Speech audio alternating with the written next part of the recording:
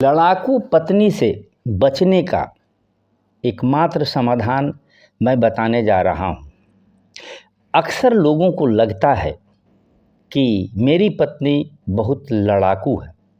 वैसे पत्नियों को भी लगता है कि मेरा पति जो है दुनिया का सबसे बेवकूफ़ आदमी है। फलाने का पति कितना समझदार, कितना तेज, कितना बुद्धिमान, बहुत सारी बातें होती रहती है। तो इसका निश्चित समाधान कैसे होगा लड़ाकू पत्नी से बचने का? तो एक प्रसंग मैं सुनाना चाहता हूँ।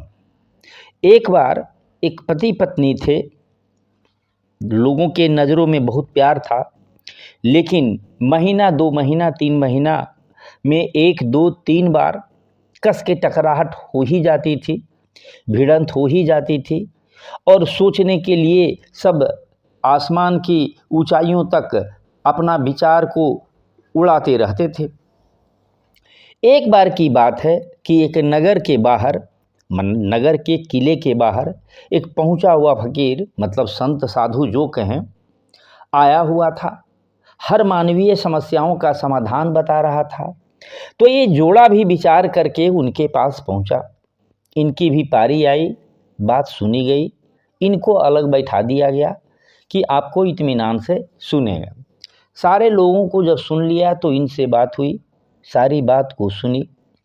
तो इन्होंने एक बात कहा यह कि यदि मुझे अंतिम समाधान मिल गया होता तो मैं आज ये फ़कीर, मतलब ये संत या बाबा नहीं होता। तो ये तो अंतिम समाधान है, जिसके बाद कोई समाधान नहीं है।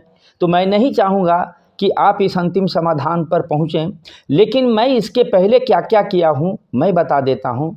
मैं जॉन ग्रे की पुस्तक men's from Mars and women from Venus भी पढ़ा, समझा और अप्लाई करना चाहा। लेकिन चूँकि मन जो है, मानव जो है, ये मनुष्य जो है मन का शिष्य होता है और मन को समझना ब्रह्मांड से को समझने से भी ज़्यादा जटिल होता है, इसीलिए मैं असफल हो गया। तो आप जो है मन को समझने का प्रयास करेंगे। शब्द जो होते हैं, इसके या उसके जो शब्द होते हैं, उसके पीछे एक संरचना होता है, एक संदर्भ, एक पृष्ठभूमि, एक प्रसंग होता है और उसी के अनुसार शब्दों के अर्थ भाव बदल जाते हैं। इसे समझना होता है। शब्दों का वही अर्थ नहीं होता है जो व्यक्त होता है। इसे समझिए और अपने जीवन को सुरक्षित रखिए।